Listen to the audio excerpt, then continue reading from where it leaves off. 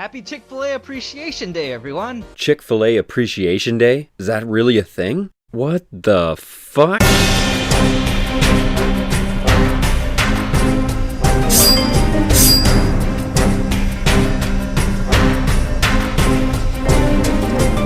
So I'd like to reflect upon the results of last year when I posted a video entitled 5 Reasons Why Homosexuality is Bad. If you haven't watched it already, this is actually part 2 to a collaboration I'm doing with Finite Atticus. To watch part 1, click here.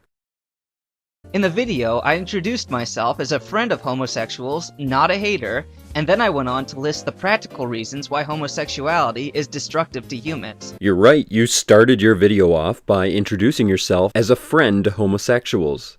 And then you promptly proved why you are not a friend of homosexuals. In fact, you made an impressive case for why you're not a friend. Mind you, I try to be tolerant.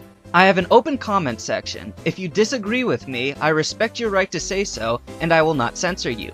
But I do not tolerate abuse. I'm actually getting pretty bored of your still image that I don't quite understand. So I'm just gonna put up some pictures of some animals. Everybody loves animals. If anyone deliberately misrepresents my argument so they can hassle me, if anyone accuses me of lying about my non-malice of homosexuals, if anyone unjustly calls me a homophobe, which means I have an irrational fear of homosexuals, I block that person. No, that's not entirely accurate. The modern definition of homophobia actually encompasses a wide range of different feelings towards LGBTs, including antipathy, contempt, prejudice, aversion, hatred, and yes, fear. So you blocked people for using the modern definition of homophobia instead of your definition of homophobia. Same goes for the people who put up entire walls of comments as if to shout me down. If you want to tell me that I'm wrong, at least be reasonable about it. Yeah, come on folks, don't use so many words. Be reasonable. Really though, you find it unreasonable to post multiple comments out of rage and disgust? When your video was uploaded, YouTube had a very stringent character limit. If you couldn't get out your idea within a certain number of characters, you had to start another dialogue box. That's not their fault, that's YouTube's fault. On to the constructive feedback. I noticed a lot of repetitive material, so I'd like to list the popular answers here to give everyone an idea of how homosexual activists argue. You know, I have to say I'm pretty impressed with how well thought out and reasonable you've been so far with your arguments. I can't wait to see what you have to say. My first point was that homosexuality was exceptionally disease-ridden. What in the fuck kind of piece of shit puts it that way? Even if it was remotely true that the homosexual community receives even more young fatalities due to disease, why would you put it that way? Why would you say it is disease-ridden? See, this is the kind of shit that you said that made people think that you're a homophobe, and you're only proving them right by repeating it. And that it isn't loving to endorse a condition that so brutally reduces one's life expectancy. You know, I would almost believe you here if you didn't have to cherry pick your data to make this point. It just makes me feel like you're using this as an excuse to condemn homosexuality and hiding it behind the word love. One opponent responded that my data was skewed since I was using Paul Cameron's research and his methods sucked. While it's true that one of my sources had Cameron as a co-author, it was a different paper than what she'd cited. That's a good point. Just because a researcher made some mistakes in one of his papers doesn't mean that another one of his papers isn't good. Furthermore, Cameron may have a flair for exaggeration in his statements, but his actual findings were still foreboding. Wow, whatever this research is, it sounds really impressive. I mean, if it's foreboding, I can't wait to hear what he actually did to make his findings. He looked into a bunch of gay obituaries to get an average on what age they die, and found them alarmingly young. You have got to be fucking kidding me. Obituaries? His research material was obituaries? The Center for Disease Control would later report that gay people are more severely affected by HIV than any other group in the US. The homophobic community has been using HIV and AIDS as an excuse to hate on gays since the 80s. Okay, folks, get over it. They actually used to believe that the only people that could even get AIDS were homosexuals. Though I will concede that it is a lot easier for males to pass on HIV to other males, that does not mean they're the only people on Earth that have HIV. Several heterosexual couples have HIV. Several heterosexual people have HIV. It is not the gay disease. Using your reasoning, I can say you are statistically more likely to get raped by a priest if you were an altar boy. So I cannot say that it is a loving position to condone people becoming altar boys. When neutral sources like the CDC are saying similar things to the biased, bigoted, homo-intolerant ones, that should give you pause. No, it doesn't give me pause. It's pretty typical for intolerant people to use research that defends the position they've already created. Another opponent brushed the data aside and argued that if homosexuals took proper precautions, everything would be fine. If they were allowed to marry and stayed faithful to one partner and got themselves tested and used lubricants and condoms, there would be no argument about disease. To an extent, this guy's right. To an extent, he's 100% correct. See, he recognized that what you did was take the worst case scenario data that you could possibly find and used it to misrepresent the homosexual community. It's easy to brush it aside because it is improperly done research. If every homosexual man was in a loving, monogamous relationship, used proper precautions, of course, there would be no disease within the homosexual community. But we know that not to be the case because homosexuals are people just like us, and people make mistakes. People make bad decisions. Let's say, hypothetically, that homosexuals stopped having sex with each other altogether, and they abolished all sexually transmitted diseases within their community. Does that mean AIDS disappears? Does that mean herpes disappears? No, of course not, because the heterosexual community also transmits diseases among themselves. Take everything that heterosexuals do, apply said precautions to homosexuals, and the STD count goes down. This argument has two weaknesses. Yeah, it has two weaknesses. Those weaknesses are 1, it assumes that all heterosexuals take precautions, and 2, it assumes that no homosexuals take precautions. Of course, that must be the two weaknesses you're talking about, right? It's a poor hypothetical about the future, and it implies a perfect world. No, as far as hypotheticals goes, it's perfectly fine. And how is assuming a perfect world a weakness? That's kind of what makes it a hypothetical. I say, if you want to know the future, observe the past. If the implementation of civil unions didn't change anything, and it didn't, what will marriage do aside from bestowing additional legal rights? And we don't live in a perfect world. People constantly disregard protection. Yet according to the data and common knowledge, homosexuals are hit the hardest. Oh, well then we shouldn't even try, right?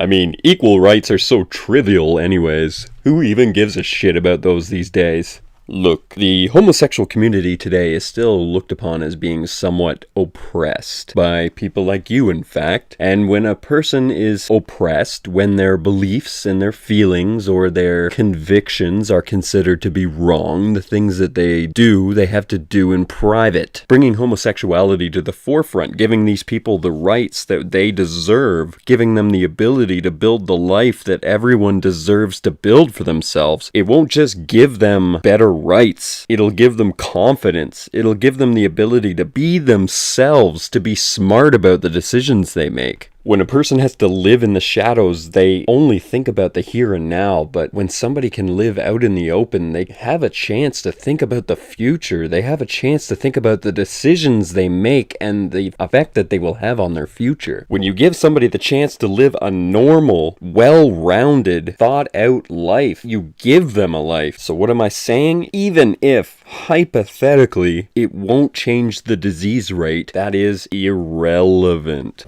Still another opponent said that homosexuals have a higher death rate because everybody else bullies them into suicide, and if we just accept them, it wouldn't be so bad. Actually, that's correct. Statistically, the average suicide rate is considerably higher in the LGBT community when compared to similar heterosexual groups.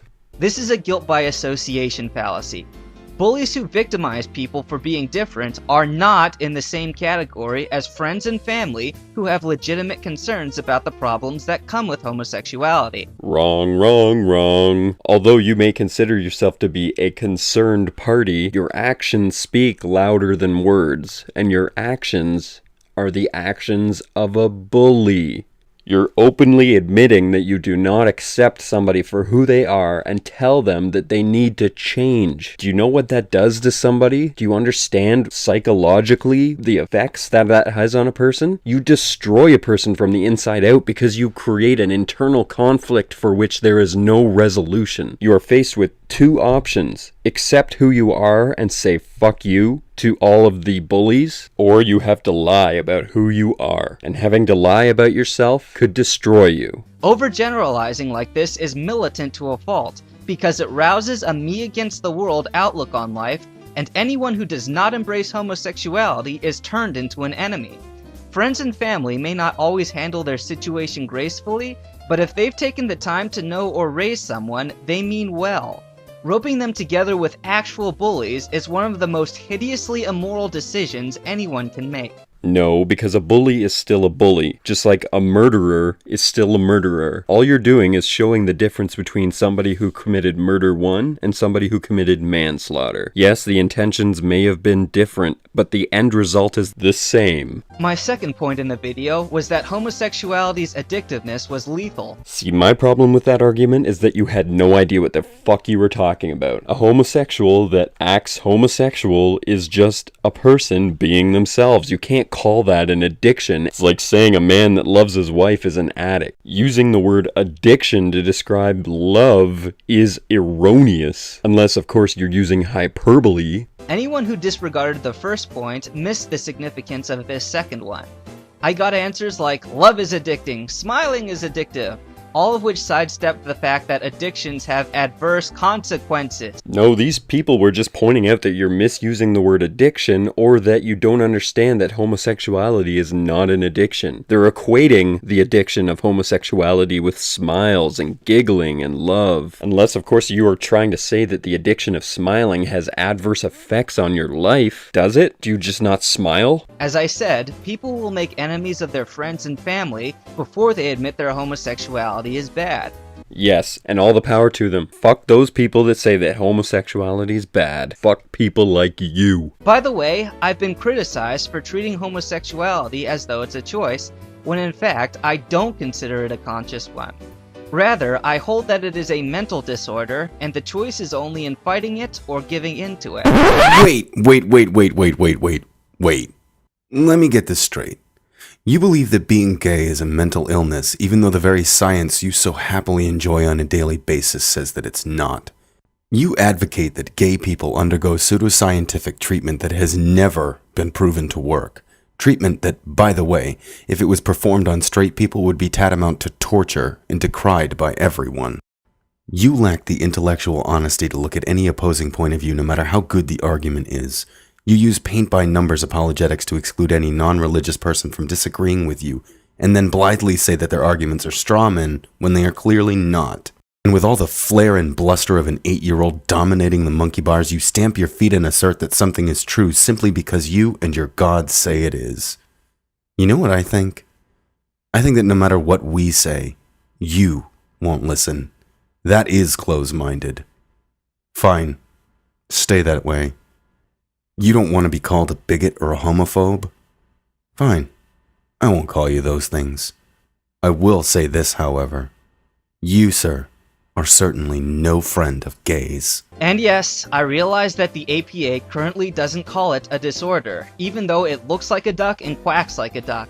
If you want to know how I'm so certain, please read The Trojan Couch, a research article by Jeffrey Satinover, PhD. Oh my god, you are the world's biggest piece of shit. Do you understand what you're even saying? You're saying that people who are gay are sick in the head. What the hell is wrong with you? Okay, so I've read The Trojan Couch, and I would love to give you guys a link to this paper, but the PDF for it has been taken off the Narth Institute website, or either that or they've hidden it. it, or they've made it a pay-only thing. I don't know. I'll just put a link to the Narth Institute underneath, and maybe you guys can find it. So what Jeffrey Satinover, PhD, basically does in the paper, he talks about the history of psychiatry going back to 1973. That was when homosexuality was taken off of the list of considered mental illnesses. What he does after that is make a bunch of assertions saying that that was a political move for political reasons, and that the psychiatric community was basically ignoring known science, when the exact opposite was the fact. The reason homosexuality was put on the mental illness list was because of political reasons. The reason it was taken off, there was a recognition that that was political and that nobody actually knew why people were gay. And to this day, we still don't even really know. In fact, I would argue that the people at the Narth Institute are trying to put it back on the list for political reasons, completely negating the thesis of the paper. In fact, somebody should have told you to look into the patient regression rate for the Narth Institute, because Narth Institute's patients regress at a rate of like 95%, showing that what they're doing is actually nothing but brainwashing people and tricking them into thinking they're not gay, and then eventually they figure out, oh wait, yes, I still am gay. I just don't act like it anymore. My third argument was that homosexuality attacked the institution of marriage by attempting to redefine it.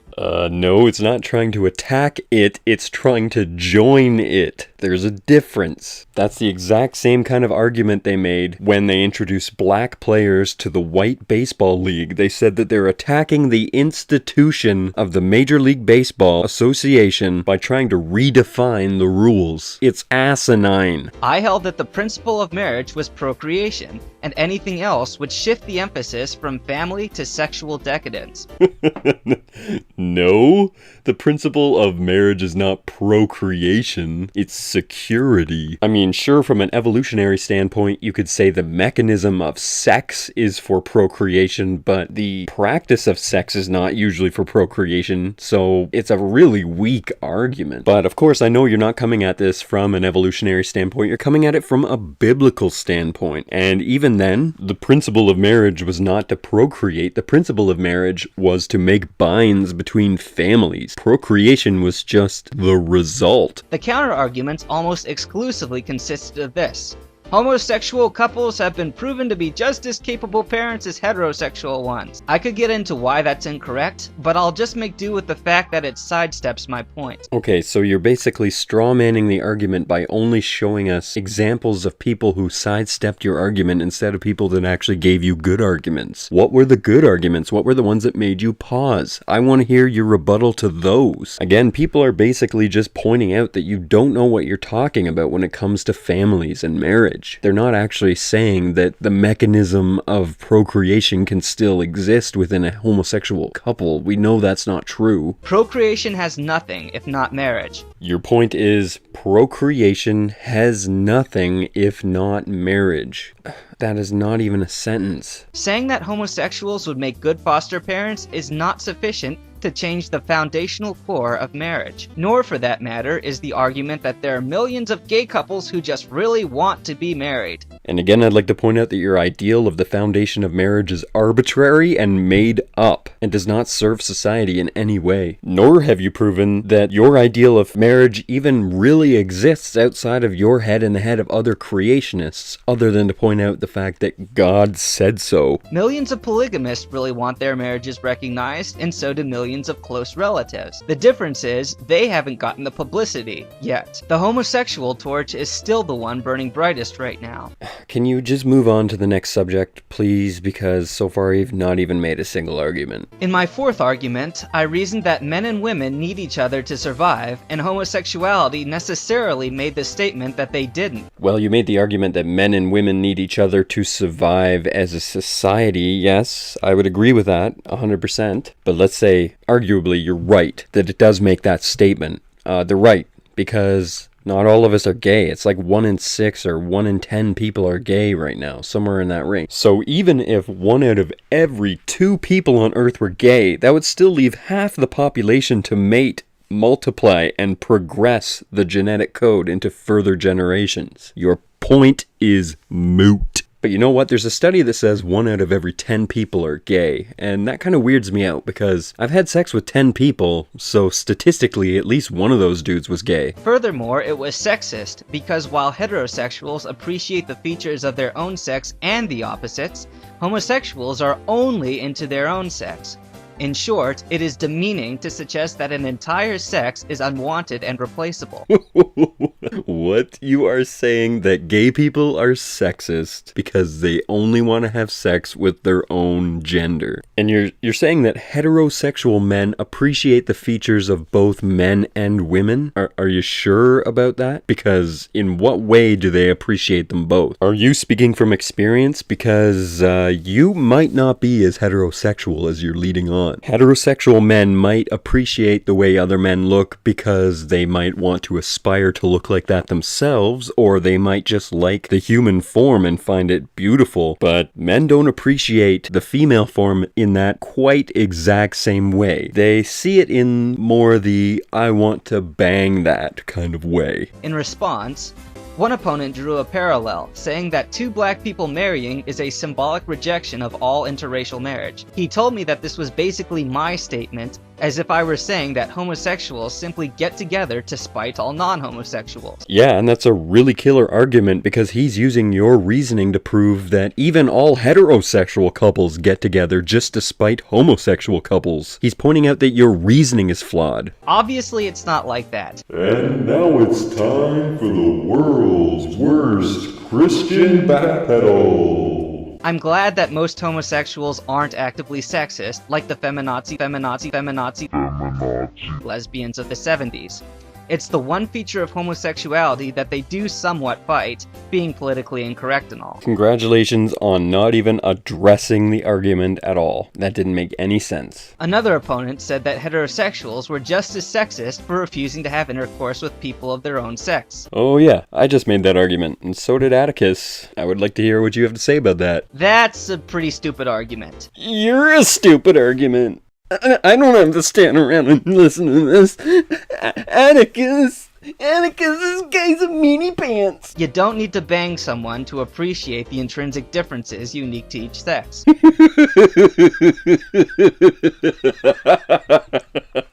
I am putting that quote on a plaque in my living room. You're only sexist when you think that one sex is decidedly better than the other.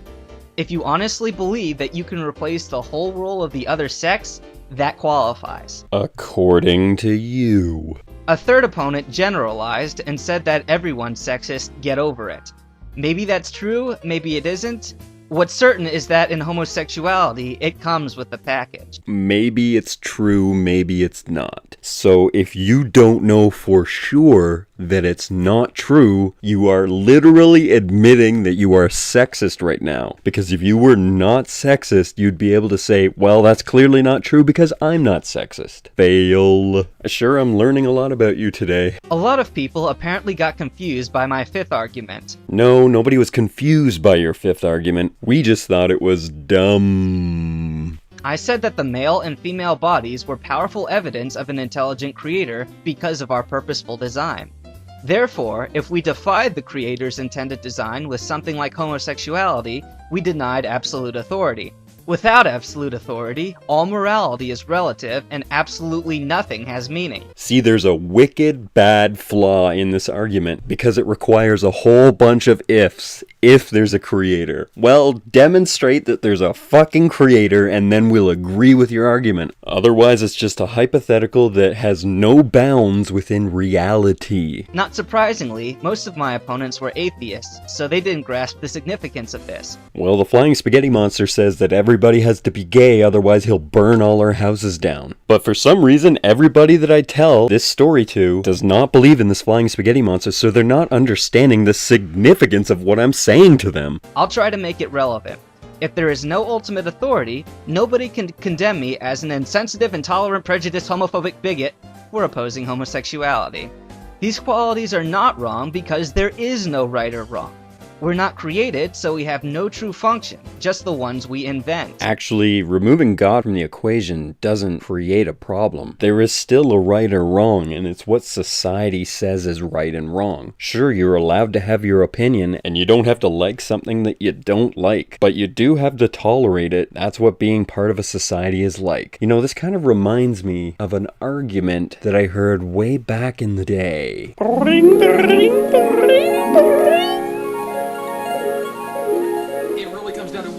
What you believe is how you behave, right? Yes. We all agree with that? Yeah. So if you're taught that you're nothing but an animal and that you're nothing but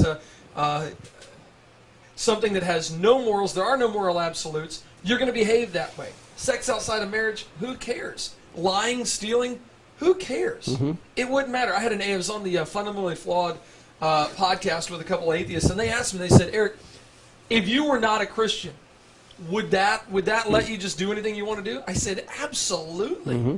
I would live my life with absolutely no restraints at all. I would do whatever I want. And that's where you guys get lots of testimonies. I'd be in jail if I wasn't a Christian.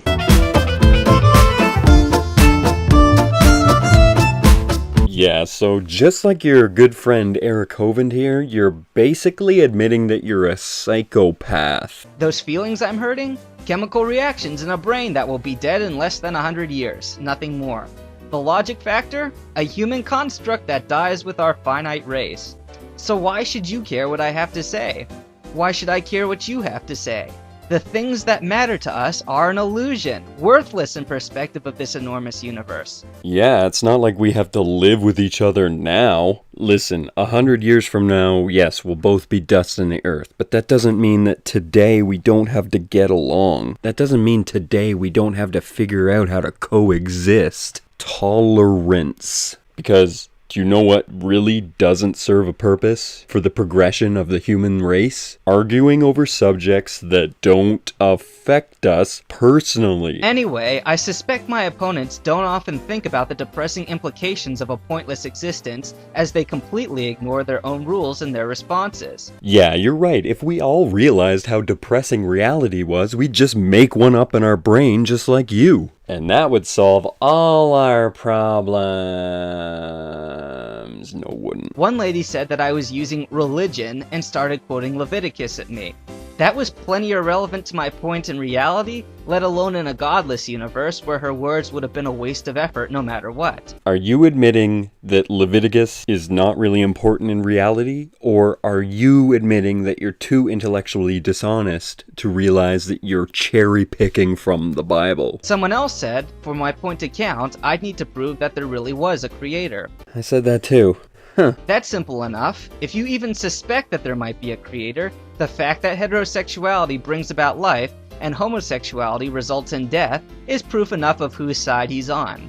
If you're certain there isn't a creator, you won't find any purpose for your life arguing about it with me. You're a sham and I'm a sham, so don't even pretend like this matters. Well, one of us is a sham. You're kind of like that kid that if he couldn't play with the other kids in the swimming pool, he'd just pee in it so that nobody could play in it. You're basically saying that because we won't agree with your level of thinking, you won't even consider our level of thinking. What a piece of shit. The relevant stuff. I had a couple other comments that should be mentioned for their frequency. Animals. Some are homosexual, so it must be natural. Yeah, animal behavior is basically our definition of natural. People, please, don't look to the animal kingdom to help your case. Animals rape, kidnap, and cannibalize, too.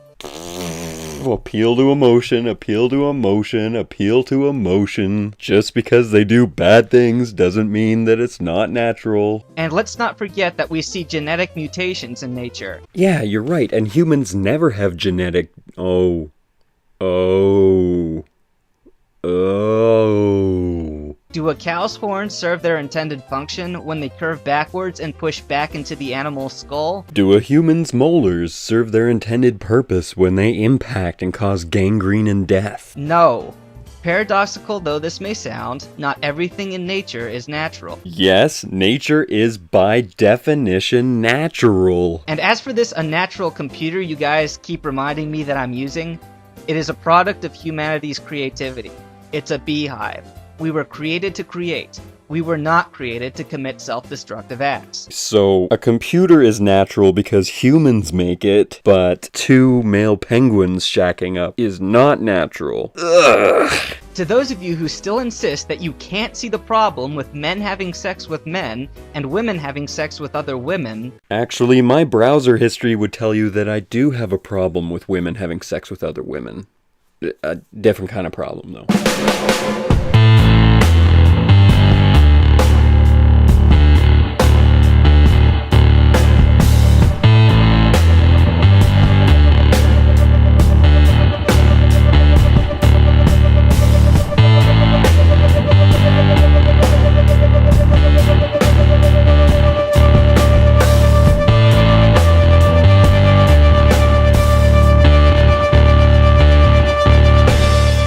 Who say that if I just give you the resources to back up my claims, you'll suddenly believe me. It won't happen. If you can still argue after hearing what the Center for Disease Control had to say, you aren't open to reason. Except those aren't the figures that we're having problems with. It's the assertions you're making based on those figures that you're not backing up. The links in the description below are not for you, but for the people who are still choosing sides in this matter. Yes, you have two choices, tolerance and acceptance, or bigotry. Choose wisely.